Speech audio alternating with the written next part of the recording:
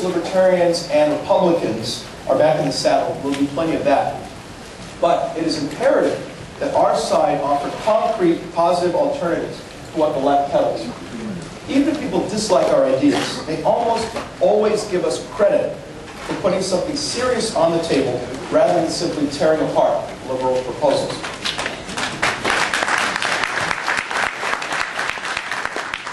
Second, our ideas should not be a grab bag of this, that, and the other.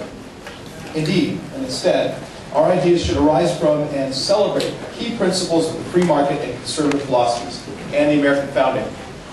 I boil these down to 5 core concepts: individual freedom, personal responsibility, limited government, free enterprise, and peace through strength. Yeah. Third, the bailouts, fiscal injections, and nationalizations launched by George W. Bush and perpetuated under President Barack Obama, or perpetrated perhaps, are foolish, dangerous, and alien to America's basic traditions. You like that?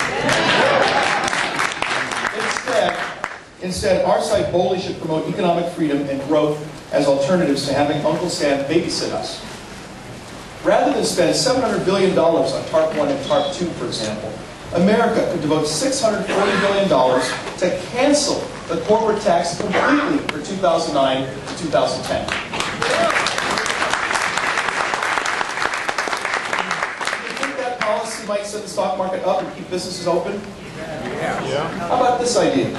Imagine that you invent the next iPod, the long-anticipated Skyhook, or a beer mug that automatically replenishes itself.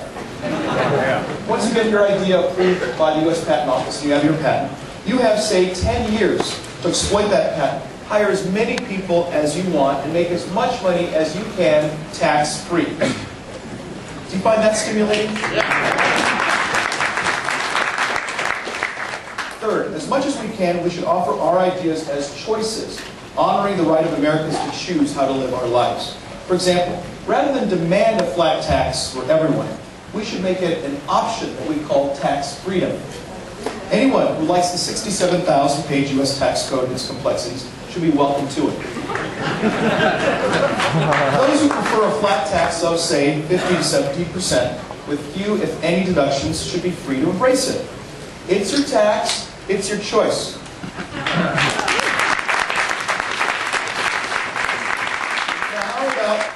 Freedom. Seniors who admire Medicare and poor people who like Medicaid should be free to stick with those programs. But, if not, let's replace their subsidies with vouchers that they can use to purchase health insurance or health savings accounts of whatever sort happen to satisfy them and their needs, and not the needs of government. It's your medicine, it's your choice. Why not job freedom? American workers like unions should be free to join them. If not, no one ever should be forced to join a union as a condition of employment, and certainly not until after casting a secret ballot in a clean union election.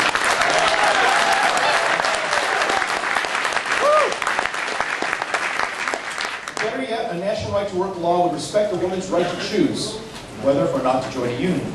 And of course, this would be true for men too. It's your job, it's your choice.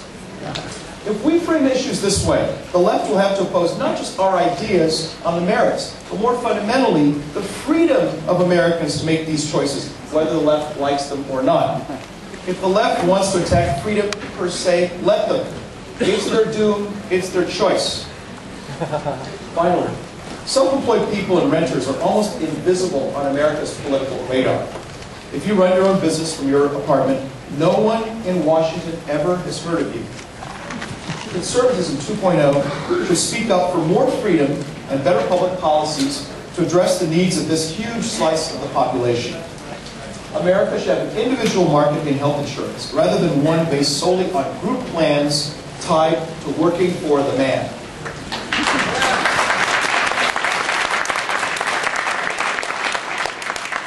Also, 37% of Americans rent rather than own property. Why on earth can't we write off part of our rent checks, just as homeowners deduct their mortgage interest payments? I love that. I love